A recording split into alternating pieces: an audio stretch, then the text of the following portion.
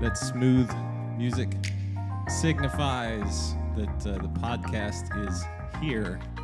The Lord's podcast, as I like to call it. Whoa. I feel like we need to repent, and we're only like 20 seconds in. Yeah, welcome to my life. Can only go up. That's my secret. I'm always repenting. My name is Keith.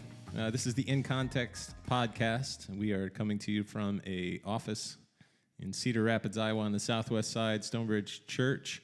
Before we get into it, let's just introduce ourselves again. Keith Knight here to my right. Josh Casey. Brandon Levering. And Steve Duffy. Yep. So we're the pastoral team, part of the pastoral team here at Stonebridge Church. And just to recap what we do, we want to keep everything biblically in context. So we want to use Scripture to back up our points and make sure that whatever we say is filtered through that. Though I'm sure today we're going to have to keep coming back. Are we going to experience Keith unplugged today? Or dude, I am more excited about this than any of. other thing I've ever. No, that's not true. Not any other. But the conspiracy theory podcast episode is still. Yeah, that was good. Best. That was your. That was good. We need to revisit that one So. because that was a video, so we need to revisit. Yeah. We'll revisit that at some point. Okay. Like maybe if we can go back and do Genesis again, we'll stop at Genesis 6. And then well, today we'll get right into it. We've been going through a series called Strangers and Exiles here at Stonebridge, and we are diving into the things that a lot of people don't want to dive into for fear of opinions and because we land in different spots on these. Yeah, there's just tricky, divisive, confusing. I mean, some people love diving in and they just swim in it all day long, and then others are kind of like, I'm not going near that. But it's challenging stuff. We've talked about cancel culture and the outrage that comes with our day and age. And this last week we talked about politics, the gospel and politics. And that's been the key, is that we're not just hitting these topics for the sake of hitting the topics, but we're trying to ask the question, how does the gospel of Jesus help us navigate each particular topic? Right. Yep. So let's start here. One of the questions that we've actually put in our study guide is one that we thought would be good to start with is, where do we land in terms of our involvement or interest in such things? So I think you gave like 4 categories, right? Yeah. So kind of, when it comes to politics, do you find yourself inclined to get involved, to offer commentary from a safe distance, to avoid them altogether, somewhere in between? Like, what is each of our personal inclinations toward this subject? Just, I think by way of illustrating a diversity of personalities that we're going to find anytime we talk about something like this. Yep. And so, yeah. Yeah, who wants to start? Anybody? I'll go. So Josh here, and I think of those 4, I think I would probably land in the offer comment from a safe distance is probably where I land. But I want to qualify that, which is always a good thing to do. Is that I feel like I just have a general disposition more towards political theory than political issues. I find more thinking about, just on any topic, just throw out randomly, abortion, not so much the detailed issue itself, but more of kind of like how the thinking and the approach, and why would either side reason to this biblically and rationally, to make their argument. And how does that fit into the context of the society? Is that within the integrity of what our society is, that we've, within America, what we've laid down? Like, that kind of stuff is more interesting to me than actually getting into the details. Yeah. And so I find that's, a thing. I know I was kind of going through the last couple of years of just books that I've read on politics or whatever, and it's funny. It's Them by Ben Sass. So it's kind of just talking about general discourse, and Tyranny of Merit by Michael Sandel is talking about systems of, kind of a thing. Christianity and Culture by T.S. Eliot. Also that, just start going through it, currently reading through the Apology, Credo, Republic. They're all like systems of thinking. And I'm like, wait a second. I just really don't get into the details of those issues. So I feel like that's why then I offer comment from a safe distance, because I think then also I have to go into the safe distance, because it sure feels like I have to gauge more often than not if someone is hostile. Like, I find that more often than not. Like, I want to say, hey, it's not even weighing in on one side or the other, but I want to know if it's okay to be objective and reason and maybe even disagree but I'm not quite sure in this in this conversation if it's a hostile conversation or not. And so that's where I kind of gravitate towards the safe side. Like I'm okay jumping into it once I find out that we're not hostile. Why the crap did we let him go first? We all look like tools now, Yeah. no matter what we say. Now we're trying to think of all the political books we read. I got read- the Constitution on my phone. I read Twitter. Hey, I read the Bible. So there, yeah. And Steve with the Jesus juke, very Jesus well jukes, played. yeah. He wins. All right, Steve, since you read the Bible, then tell us about where you stand. It's not a plug to go next by any means. Yeah, I mean, a few things come to mind. I would say default historically for me has been sort of hands off. Not that I don't have conviction on a lot of things. However, especially when it comes to politics, it's like what effect could I really have in engaging and other outside of a conversation. Growing up, for me, it was clearly we don't talk about religion and politics in all family gatherings because it's a very, very tense topic. I mean, yelling would happen. And so I learned early on this just isn't a space you engage in. You can have opinion and conviction, but don't engage. So I'm sure that's had a part in it. But I think still for me it is, so that's my default. I would say I'm learning and growing in what lot do I play in. So I think a lot about the local context, and that's been a lot of the conversation lately on the topic of politics. What could I do here? And in keeping with like Romans 13, the 1 Peter verse that 1 Peter 2 that we've been in, and also some of the historical things that have happened all the way from John the Baptist calling out Herod all the way to Bonhoeffer or somebody else in speaking up. But so I've been thinking a lot about what does that look like locally to be on the proactive side. And part of the growing up thing is that was the family culture.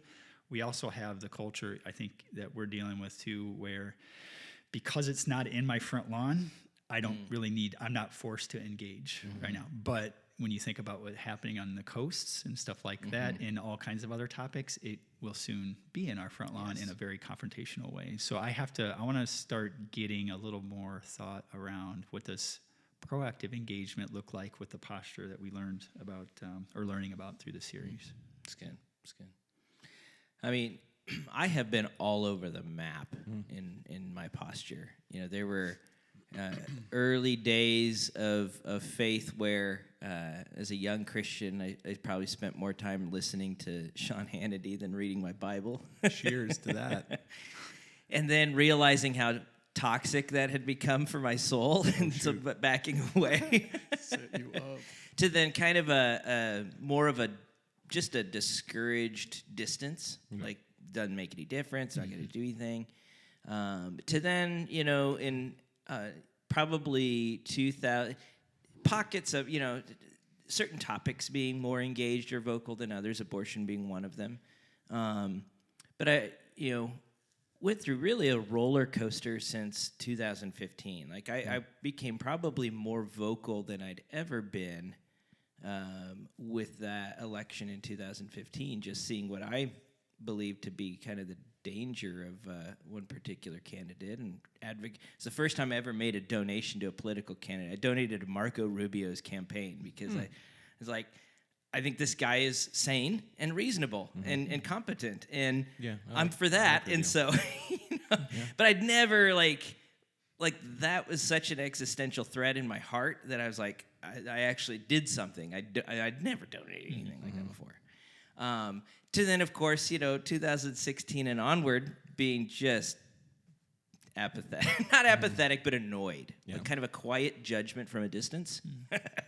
So, and probably my lowest emotional point of kind of political engagement between frustration and just sadness was the January 6th events.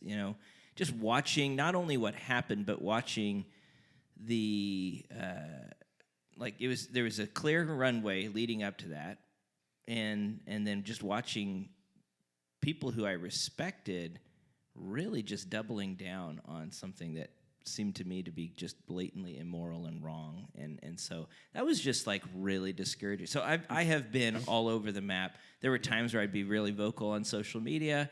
I haven't been that vocal for years now. Again, and one of it's kind of just realizing that I kind of trying to gauge the hostility factor that Josh talked about. I'm not always sure like where like in one of the things that I've realized is that shepherding a church in liberal New England is very different. Shepherding a politically and morally conservative church in liberal New England is a little different than shepherding a politically and morally conservative church in the conservative Midwest. And so finding my sea legs again, and those kinds of things, I've just been a hot mess all over the map. So, Dang. I guess that leaves me. That's option 4, hot mess. Hot mess. Yes. Hot Yeah, before. where's that? All right, so I used to be a lot more politically involved when I was in high school. I was a ditto head, and if you don't know what a come ditto on. head is, I was a Rush Limbaugh groupie. I got the newsletter, listened to his radio show. I had the books. Your formerly read the books. nicotine-stained I even hands. remember the fake song that he made up for Ted Kennedy. Instead of The Wanderer by Dion, he renamed it The Philanderer. Oh my gosh, it's the best song I've ever heard. But had a Rush Limbaugh tie. I mean, I was all in, like, hardcore Republican, dyed in the wool. I would argue with anybody at the drop of a hat, you know, on policies and stuff like that. And I was very, very interested in it. And then along the way, as I discovered probably more deeper theology, specifically like anthropology, I just came to not trust anybody. And I mean, to be honest, that's kind of where my political involvement lands. Is like I'm kind of with Josh now. I'm a big John Knox guy, so I am very much for political opposition. If you have governing authorities who are enticing the people to do something sinful or against God, I tend to be civil disobedience is compelled in certain cases. That guy, not an anarchist, but anyway, but I don't. The only time I'll get into it is really now when it has some sort of some very deep moral, biblical, theological implications. I'm less. I got real jaded with voting, probably in the 2000 election when you had the hanging Chad thing. I was like, this is all stupid. Like, it's all. And then honestly, what really jaded me was seeing all these career politicians, these guys, like including honestly our current president, who's just been a career politician. I don't trust anything. Anybody who's like that's their first job and they're still there in their 80s, I don't trust them. Yeah. I don't trust that they have my interest in mind or anybody's interest in mind besides their own. So that's where I land. I know some people Cynic. were shocked There we go, to hear yeah. that I'm cynical. I'm also the resident conspiracy theorist. I don't think that typically government people are smart enough to pull off like deep conspiracy theories, but I do believe Satan is able to do that through willing and unwilling unsaved people. So that's where. So I tend to kind of stay out of it unless I really get on fire, and then if somebody says something that triggers me, then I'll jump into it, probably in sin, so if we're honest. So that's. So I'm hearing a hot mess also. No, not that. Yeah, I think just figuring things out. I think the world, like as politics is concerned, we so fall into, especially right now. There's like it's like two parties and no more. Like, and if you even hint, I might vote for somebody that's not in a party. Like, you're just crazy. Like, people just think this is insane. But so I think where we're at right now has just made me so cynical. Where it's like there's two main voices, and if you don't get on with one of those, then you're just out of. You're not only out of the loop, you're useless to everybody who's in one of the those. tension between being principled and pragmatic or realistic, that's a big tension I hear people talking about. Like, I've got these principles, and frankly, they don't match up perfectly with either party. Right.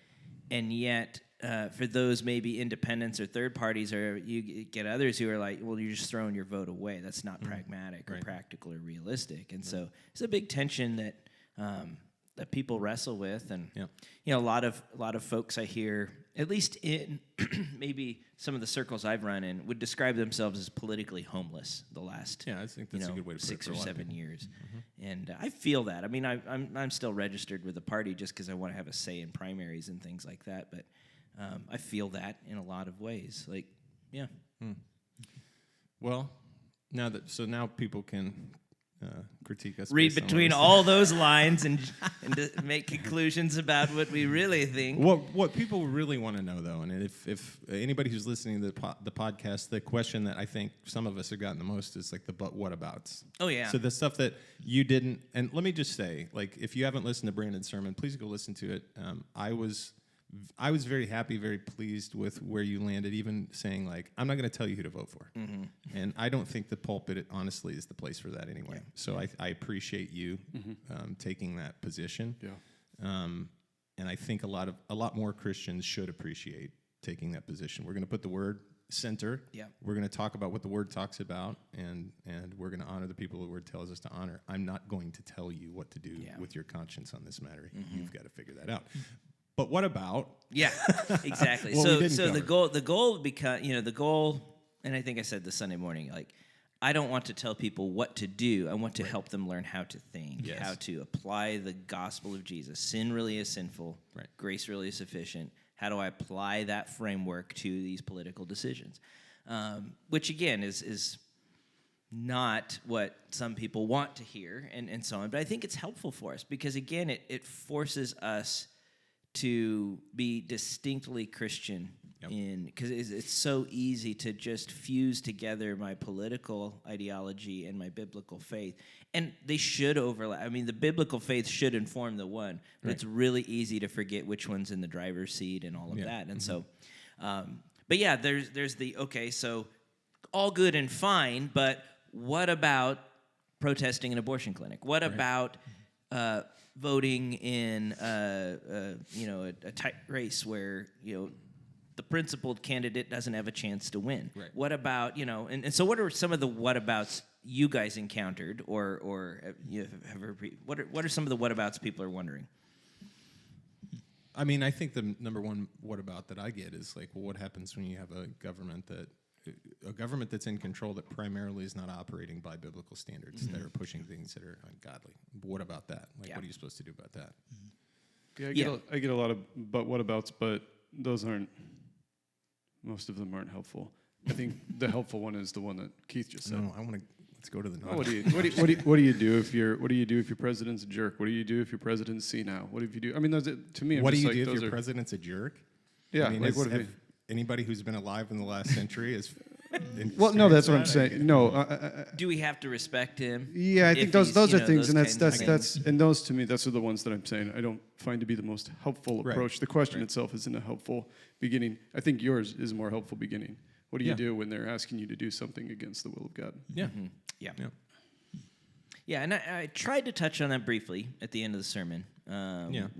Because Peter touches on it. Yeah. In fact, that's the irony of that question is that we live in a much more gracious context here in America in the modern world than Peter lived in under the Roman Empire, right? Like most likely, scholars debate the precise timing of 1 Peter, but it's pretty strong case that Nero was the emperor during that time. Right. So when he was says, real easy to deal with. Nero was just like, super softy. Yeah, he had like, the Apostle Paul on his advisory committee or no. Yeah, he made lamps he shoved poles in people and made street lamps out of people. Yeah. Like Christians. Yeah. Christians, yeah. Poured oil over them, set them on fire. Yeah. Nice guy. So that's the context in which he says things like honor the emperor, be subject to the governing authorities. That should give us some pause. What I find interesting, and I don't know what's underneath this, but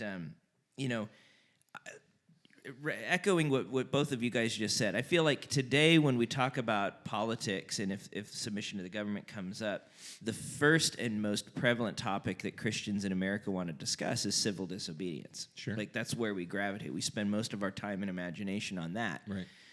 What I find is puzzling or curious at least is that the scriptures spend way more time on submission to the government. They talk about civil disobedience. It's in there. Yeah. But the New Testament in particular, Paul in Romans and 1 Peter, Peter and 1 Peter, spend way more time on submission to the government, and they had a much more oppressive and persecuting context, where we have a really plush context, and we spend all of our energy and imagination on civil disobedience. I just think that's interesting. Well, it's a completely different government. Totally. Right. Yeah. But we still operate, and here's my frustration with government and politics in general, summed up. We operate as though we are compelled by the government to do whatever they tell us to do. We are in charge. We are in charge. Yeah, we the people. They are not in charge. Like, the president is not in charge. Like, what he's supposed to do is carry out the will of the people, which is given to him through the elected officials. Okay? But the problem is, if there's corruption in the elected officials, then is it the same type of civil disobedience that Daniel would have gone through? No, it's not the same, because there's not a sovereign. And it's not even the same type of civil disobedience that Knox practiced, because there's not a sovereign. Yeah. The president is not sovereign. Yeah. The Congress is not sovereign. Yeah. So there's a number of things, like even as we look in the Constitution, there are bills that are trying to be passed right now that are not constitutional. They are not for the people, and they do and have for years try to overstep the bounds of what we can and cannot do. So my problem with the civil disobedience thing is not as simple. I agree with you, but it's not the same government. They can't tell me what to do in certain instances. They can't just run up into my house without just cause if they wanted to. They can't. So if I say, you're not coming in my house, in the same way that if a cop pulls somebody over and they have no just cause, and they say, no, I'm not going to let you search my car because you don't have just cause. The cops can't just pull you out of your car. They're going to get fired, hopefully, or prosecuted, hopefully. So that's where I land, and you can tell I'm pretty passionate about a little bit, this just a because little. It's not. People are the turning same. down the volume on their podcast. Can I poke at that? Yeah, poke it. And not you, but the poke it. idea. Yeah. But yeah, what we talked about this morning with a group of guys related to what you're just saying is that the challenge then with that is if it's the people who have a vested interest or an authority in our government, what happens if the tide of the people is now obviously it's in a decline, right?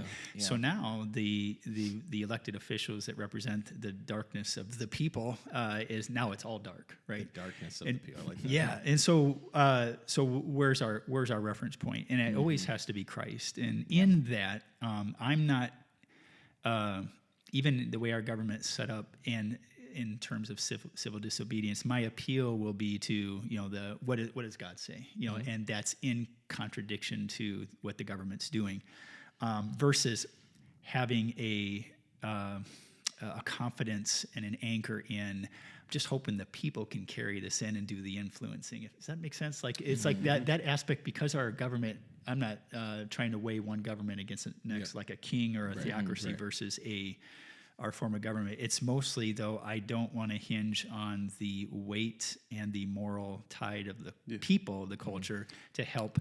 Yeah, to help populism is not always morally virtuous. Yeah, like the to people help. chose Hitler. Yeah, right, exactly. I don't want that to be my basis of confidence and standing firm in a civil disobedient type practical application. Yeah. So I just want to add that because that was such a great point. And part of the challenge is government, as much as, so we've got a government system that doesn't always do what it's supposed to be doing. That's one of the factors. But no matter what, one of the reminders of fallen worldly governments is that we need a greater king. Like the solutions, like we do our best, right? I do think democracy is a better system than any other, and so on and so forth. Sure. But democracy is still sinners. Democracy is for this meantime, this time of exile. Yeah. Democracy is still sinners leading sinners, though. Yes. And you're gonna have those impulses in any system. Yeah.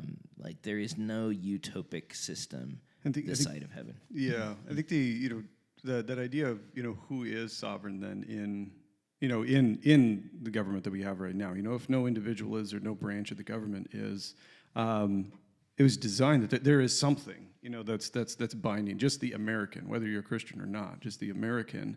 There is something that we've all agreed to, and I think that's a lot of where I see fear God, honor the king. You know, is like we have 1 foot in one world, 1 foot in the other world, so to speak. And we kind of have to not do the church against the government, but the church within the government that we live. Because no matter where we're at, we're going to be in a government, whether it's a formal government or not. You know, we could all go move to an island. There's still something there. Hopefully, it's not like Lord of the Flies government, but it's but there's something there. It's the. But I think that that's the trick. You know, I was thinking about, you know, what does this look like in another context, and we've seen a lot of different, you know, churches, you know, Christians thriving and excelling, you know, within a government that isn't so helpful or God honoring throughout history. And so that's the part for me as an American that I've really I had to wrestle with, is like, how can I follow the integrity of, you know, the Constitution? You know, how do I follow the integrity of, you know, the essence, the meaning of what were the founding fathers trying to lay out for us, and how do we have integrity with that, or consistency with that, while also still, you know, and how do we hold our officials to that? Because it seems like our officials aren't saying, you know, I read the Bible, therefore I'm going to be president. They're at some point they're reading the founding, you know, documents and saying, I think this is a system in which I could be helpful.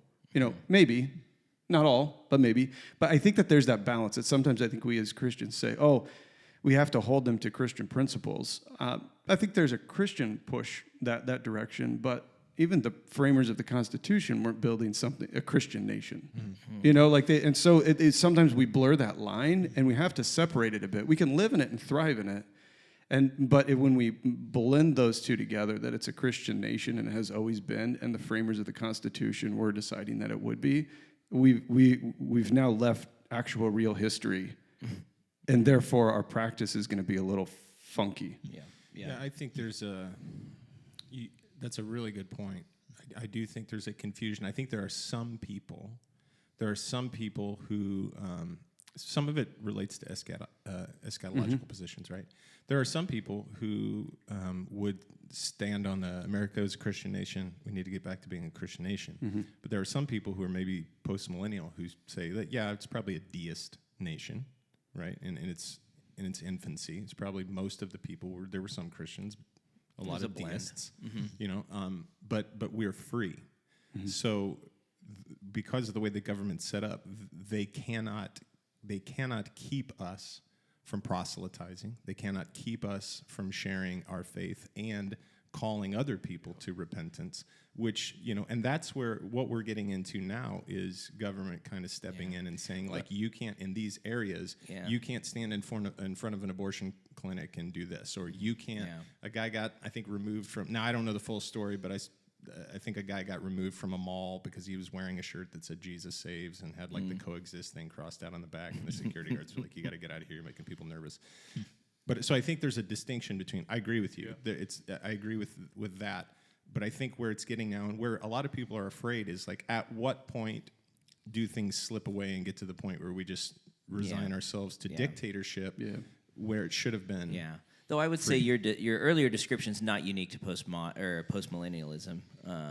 No, I mean, you're going to see lots of people in that camp wanting to be a faithful presence in the midst of a pluralistic society. Right, but the difference with post-mills is they're gradually creating that they would creating a government. Exactly. That's the next step for them. Is that as that grows, the Greg Bonson kind of position would be like, we are to be reforming America into a theocratic. Yeah, exactly. That would be the unique distinction there. I was really intrigued on the just that kind of those ideas. There is like, what are the grounds? You know, during listening to the sermon and thinking through, you know, some of these things. What are the grounds for, like, where do we have evidence of that in Scripture? Like, what are the grounds for civil disobedience? I think you brought some good points up, Brandon. You know, like one would be when your government asks you to kill another person. You know, I thought that was one. You know, with the women, the Hebrew women in Egypt, and there was a civil disobedience that allowed Moses to live. That was a good one. And not just because it's Moses, but because it's a life saved. But then there's also, you know, when Herod asked the wise men, they do civil disobedience, and neither one of them is rising up and kicking things over. You know, they're just quietly doing something different. Yeah. Because they're trying to protect, they go back, they return a different way. Yeah. They don't actually go report the thing. Does Herod find someone else that'll do it? Yeah, but they didn't. You know, and so I think that was one. You know, I think there's, you know, the case of, you know, when they ask you to stop worshiping. Yeah. When they ask you to stop. And that's kind of like almost like a quiet, you know, private matter. But when it's a public matter, when they ask you to stop proclaiming Christ, you know, we get that throughout the book of Acts so many times. Just stop talking about him.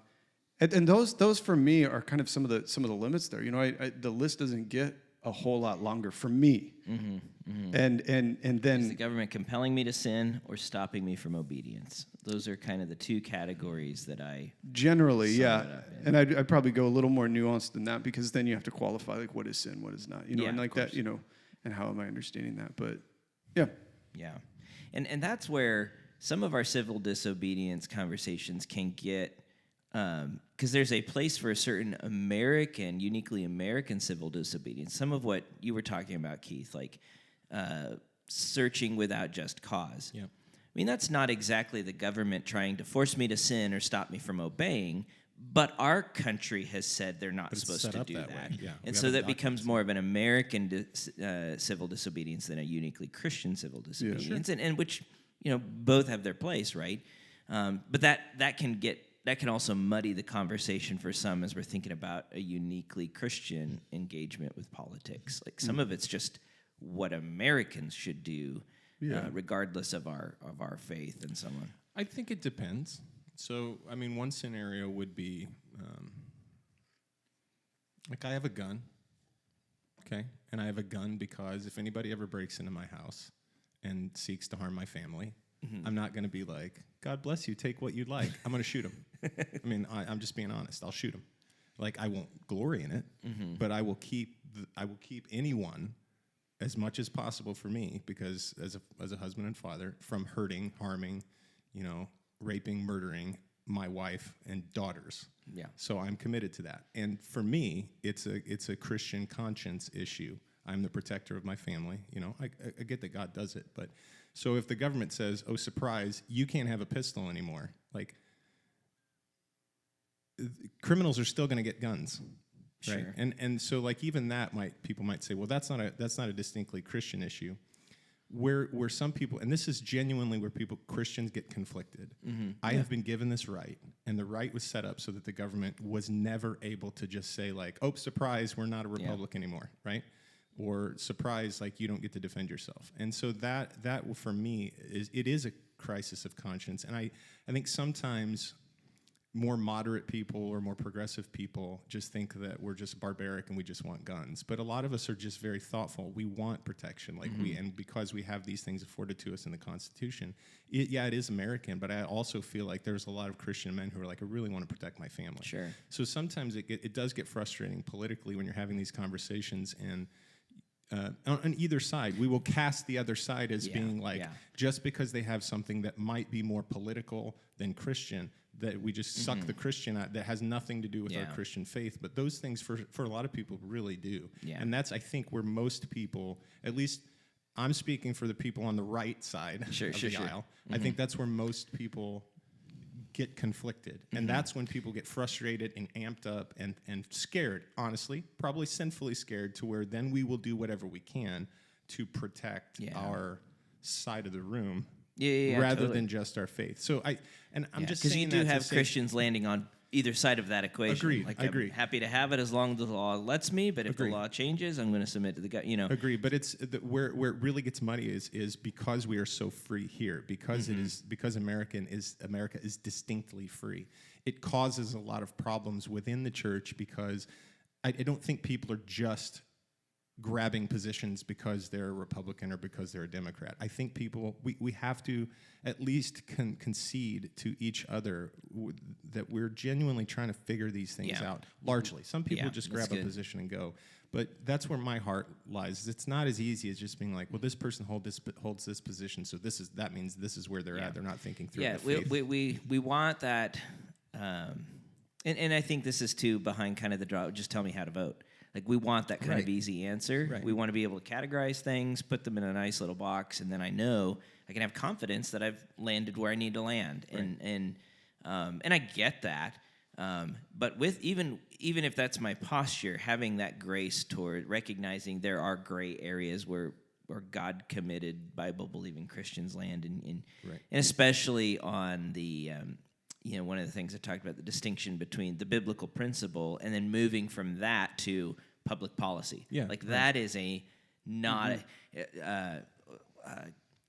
what's his name? Jonathan Lehman and Andy Nasali have this wonderful little book, How Do I Love Christians whose politics I disagree with, or something like that. But one of the things they talk about is in that distinction, there are some straight lines from biblical principle to public policy. For sure, yeah. And there are a lot of jagged lines where really wisdom comes deeply into play, and that's just helpful posture of humility and unity and one thing that strikes me, and maybe you guys can help think through this, maybe some of the clarity that can come from, all right, well, let's take this conversation and place it in a different political government. Like, we're in Jordan, or we're in Iran, or we're in, communist China. Well, the Iranians are Iranian like, churches. no more. Yeah, And well, people are getting killed, and because so they're you're saying seeing no some more. of that, but it's just kind of like, which of our political inclinations transfer across culturally, Right. which ones, don't. I think that can be a helpful litmus test for some of these things. Is it biblical or is it cultural? And just because it's cultural doesn't mean it's wrong, but it might not be universal, right? There might be a particular contextualization happening with this, and so.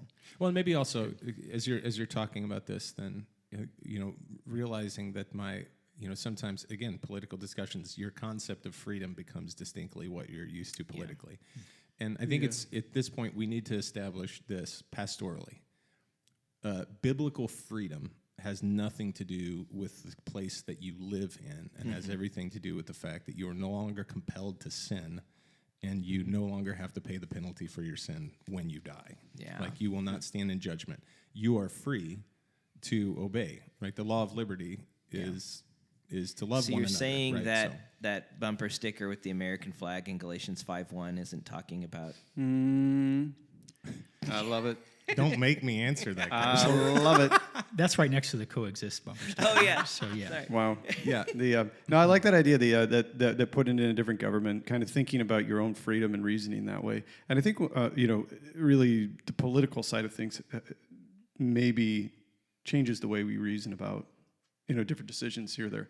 But I think kind of to enter the conversation of like that hostility and how do we disagree and how do we go about that? I think your comment about guns.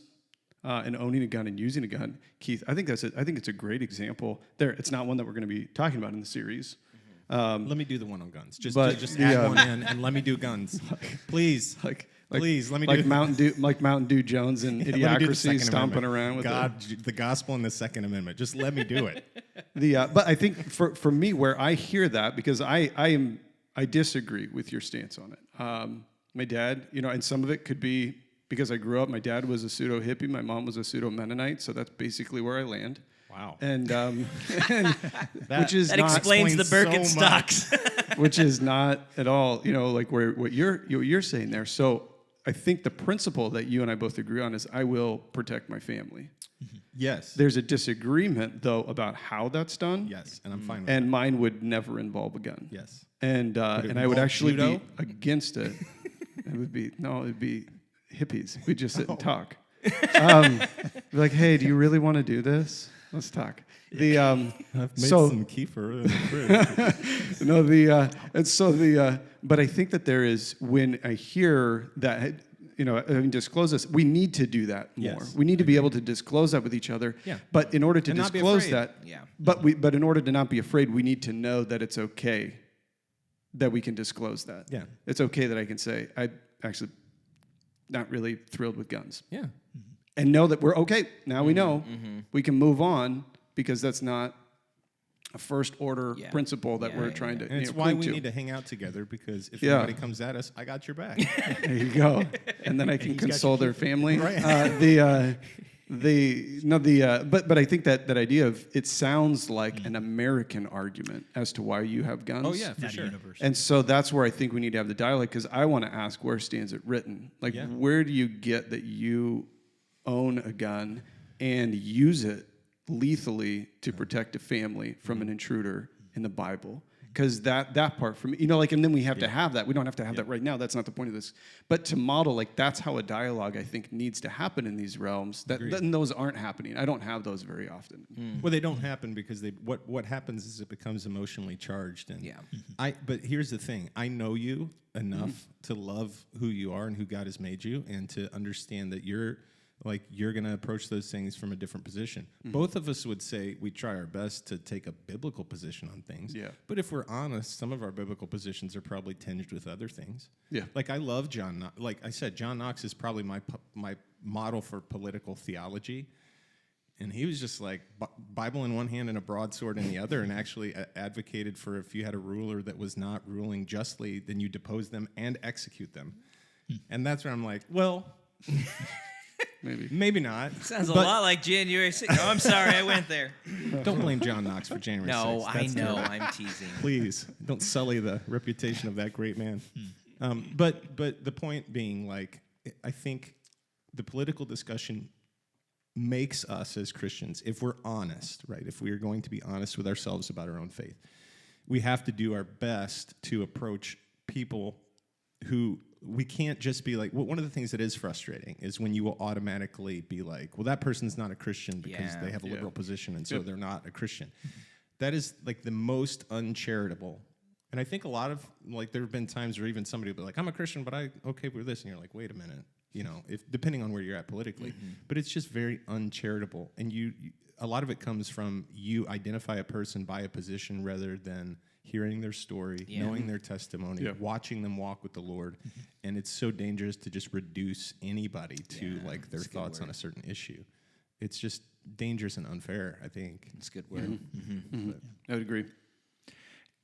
You asked the question about transferability of principle and practice across cultures. One of the things I think that, and again, it's hard for us to think outside of America. Yeah.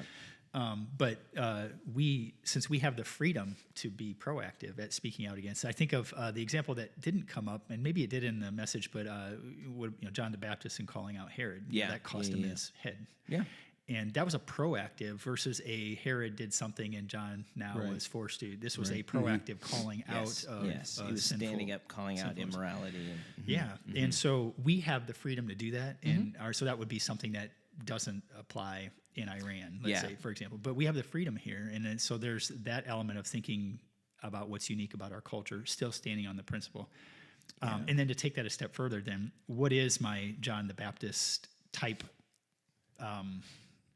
lot to step into? Voice, which is really hard. That's the part that I have shrunken back from in the past, and not ensuring, okay, where do I step in now with the spectrum of things that I could speak to, which hills do I? And I think that's an excellent question, because what I've noticed is, again, some of this is inclination, personality. Right. You get some who kind of lean to more the prophetic edge. They are calling out, they're speaking truth to power. They're calling out sin. And you get some who lean toward a more pastoral edge. They want to sit down with the person, have the conversation.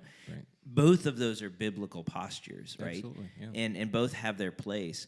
But, you look, it's interesting when Jesus was asking people, who do you say that I am? Some say John the Baptist, some say Elijah or one of the prophets. Well, what did all of those people have in common that Jesus was being confused with? Prophets who spoke truth to the kings in power, right? And got themselves killed for it almost, right? Elijah stood up against Ahab. John the Baptist stood up against Herod. So Jesus's kingdom was seen as a threat to the kingdoms of the world, right? And there is that prophetic voice of not that way, but this, not that king, but this one. And there is a place for speaking that truth, figuring out which hills to die on, which, what's strategic in this moment. That's back where we need wisdom. Yeah, and I You think know, we maybe need just wisdom. recently, maybe in the recent decades, or what I mentioned in a conversation this morning was we have had a tendency to shrink back and not and just say that's not the hill I'm going to die on, but then not think about, well, what is the one I'm going to even climb? And so now if we go long periods of time without saying anything, then we have not engaged in this exercise of being that voice, and so it becomes very foreign, and like I'm not sure if I even want to go there because I've gotten really comfortable by not speaking.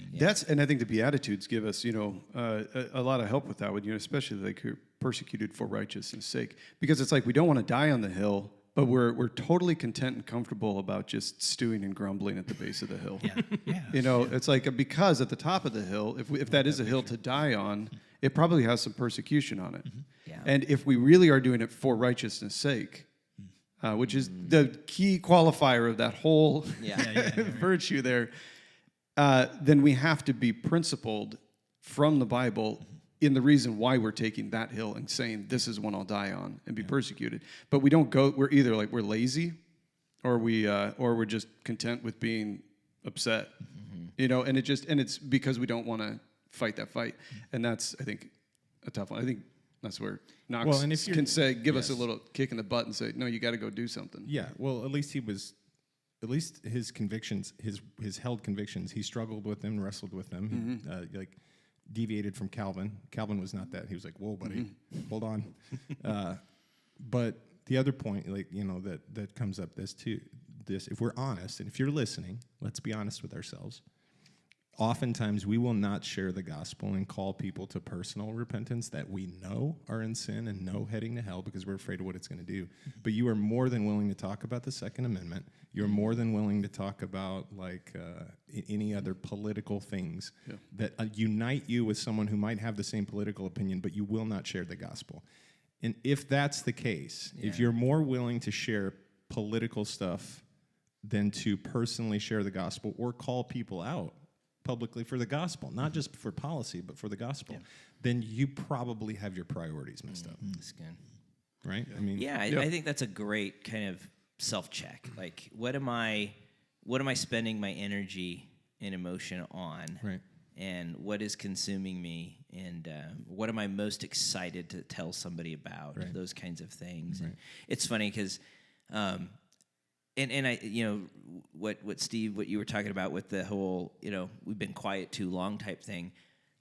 Depending on kind of the circles you run in, or maybe depending on how much time you spend online, I'm like, we've turned everything into a hill. Like, we need to calm down, But again, that's probably related again to how online engagement has affected this whole thing, where everything becomes a hill and we're always yelling at each other. But in real life, we may not actually be saying anything meaningful or useful or engaging. And so it's just kind of, But I would say social media has dug bigger trenches at the base of the hill that we can fire shot, that. Yeah. Like that's I'm saying. So I think you're right, but I don't think it takes away the analogy that we're all content with grumbling at the base. Of the hill. We're just to take the hills actually to do grumbling. something. I was looking over Martin Luther King Jr. had 6 principles of nonviolence. And obviously the things that I've said, that's really intriguing to me. Of the nonviolence, but he talks about the more civil disobedience in a nonviolent way. And I was intrigued by his third point. Yeah, nonviolence seeks to defeat injustice, not people. I just thought that was such a great one. Is to separate the person from the idea, and then to work through that idea. I thought that was just a really great one. That's good. And that makes taking the hill different. Can I'm just going to interject here. I was going to interject too. No. But So to play off that. And this is where I think dialogue is really good. This returns to my political position. I think some people, I think the Bible is clear that things are not just people. We do not war against people, but principalities. But I also think some people are compelled by principalities who are in positions of power to, I don't think that they have just motives. And so I understand what King is saying, but I don't trust people enough to think that they're just doing things off of like random thoughts. I do think some politicians and some people who act are evil. Hitler was evil. Well, and I think King would agree with that. Right, but what I'm saying is there are some instances in which nonviolent does not work. Nonviolent does not work with the Nazis because they're never going to concede that position. Nonviolent protest is not going to work with Hitler. It didn't. Yeah. And that's why Bonhoeffer had to be like, we're going to kill him. And again, and Bonhoeffer's an interesting because he was very committed to nonviolence, but also to a came murder plot. and came to a point right. where he had to go against that personal conviction Correct. for the sake of the other. Right, and that's what I'm saying. Yeah, And it seems to be when you are absolutely clear that the person has identified with the injustice. I think at that that's a good point, that's probably where Bonhoeffer switched to. This really is on this person. Yeah. Like, and I mean, you wrestle with it, but you don't go into it, joyfully and willingly. No, you go into it with much trepidation and Right, prayer, sure. because you lament, because like, how could this person has really wed themselves with it? And I think that the Bible gives us precedent. If the person has said blah blah blah, then throw them to the devil. Yeah. And it tells us to reject it only after we have truly assessed they are identifying with their sin. Yes. They are identifying with the injustice. At that point, you've got a really tough situation. Good response. Yeah, it's good. If I took what you had said before, Josh, and I mean, because that's applies practically to everybody today. Like this idea of, do I separate out the person from the ideology, whatever. The practical test of that is, when I think about the president, do I think about do I say something like that? Fill in the blank, colorful adjective. That cuss, whatever. If you do, is that how I think about him, or am I attacking or thinking more about the ideology and focusing on that? Agreed. And that exercise is the same exercise that is most helpful. It's a heart check. What are we thinking? But that exercise is most helpful to engage in that proactively now, especially more than ever, so that we also have the right posture when we are engaging. What is our hope or our desired outcome? We want to share the gospel, and if we call somebody repentance, we're not attacking the person, but we're calling the action, the activity, the thought, idea, whatever. We're calling that out, and having those distinctions. And so.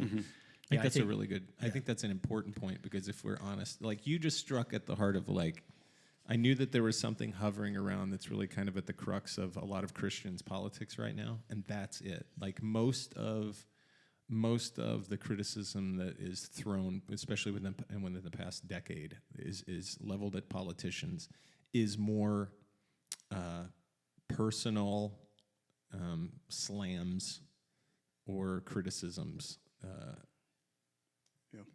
than it is like policy. It's more personal. Like, everything becomes, this person's a dirtbag, this person's a moron. Like, and that is when I agree with you on that. And thanks for articulating that. Like, if your political positions devolve into you dehumanizing someone to make your point, you're in sin. I mean, it's sinful.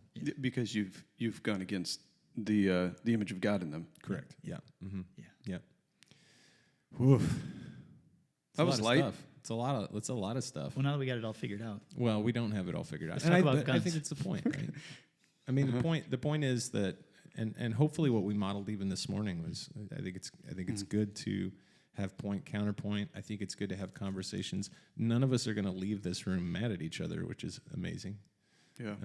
And it's just a nice place to be in. So if you're listening, I think the thing that we want Christians, especially our church, to walk away from is, like, you're not going to land on all of the same points as the people that are sitting next to you, but, like, we have a king. I mean, we belong to a kingdom that is not of this world. And sometimes, being an American, it's really, really hard to remember that. It's really hard to remember that. So I would say, give other believers the benefit of the doubt that we're all trying to find out exactly how to live this out biblically. And so if you have questions that are legitimate questions, not looking to, like, catch somebody in a trap or do a gotcha on somebody, please ask those questions, have dialogues, pray for people who are on the same side as you, not just that they'll change to their position, but that you would be more understanding and kinder. And rather than reducing one another to political opinions, maybe we should encounter, the image of God in one another, and like you said, honor that before we launch into these things. So, man, thanks, fellas, for your thoughtfulness this morning. Brennan had to skedaddle just a few minutes ago, so I'm just looking at his empty chair. But if you have any more questions on this stuff, man, we honestly could sit in here for like 3 more hours and talk through specifics of things. But we would welcome. I think I could speak for all of us. We welcome conversation like this. Absolutely, as we've modeled it here, we would love to have that be. I mean, what if our church lobby and our hallways were this? And just talking through this, honest it could be conversation. It should be that place. It should be that place. It really should be a sanctuary where people can come and know that they're safe. Agreed. Because the dialogue is there, and then we can all go away. Not in hate. Yeah, I mean, if we're going away from church in hate, something bad has happened there. Mm-hmm. Yeah. So guard your hearts. And again, all these things we need to filter it through the Word, and especially through the living Word, Christ. We just praying for you, and we would ask that you would pray for gentleness and respect and all these things that Peter asks for these exiles to practice. We would second that as well. So next week, we'll jump back in again. We'll be talking about abortion next week, so we're not getting any more shallow in these topics. We buckled up a couple weeks ago, so you can't say buckle up now. Yeah, you can't say buckle up. We're just continuing. We're on the ride. So, well, thanks for joining us this morning. Stay in the Word and stay in Christ. And if you don't know Christ, reach out to us. We'd love to tell you how to have a personal relationship with the God who created you. So, talk to you soon. Bye.